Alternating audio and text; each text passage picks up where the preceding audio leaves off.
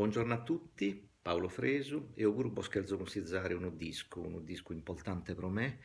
un disco bello che ascolto ogni die ed este un disco di John Coltrane del su 1962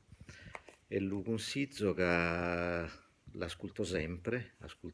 questo disco che è interessante, si narra ballad, este con suo quartetto di Coltrane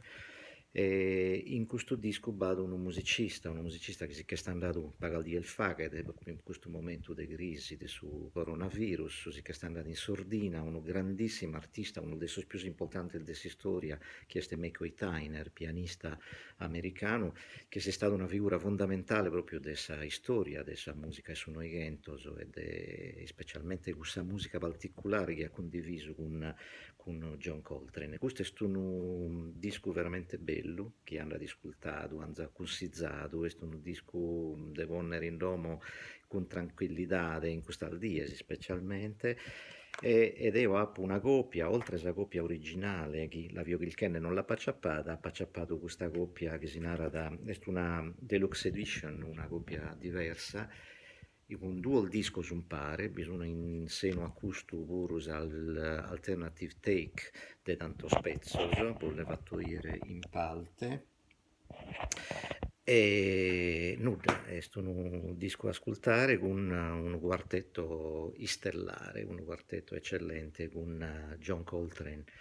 a su sassofono ovviamente, con Mickey Tyner a su pianoforte, Jimmy Garrison contrabbasso e Elvin Jones con sa batteria. No Bollo Belderas, è una cosa veramente bellissima e vuol fatto intendere sul primo pezzo di quest'album.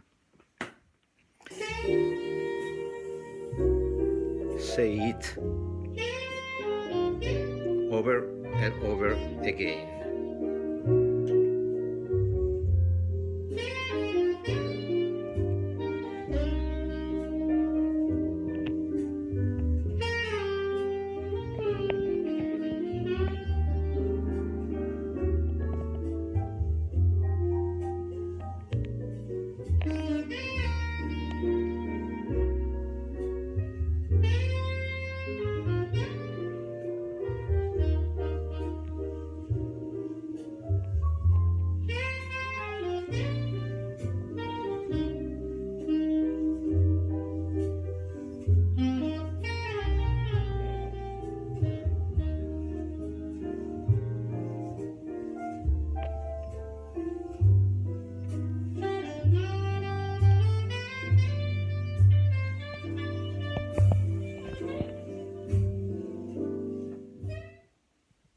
Auguro a tutto e buona musica.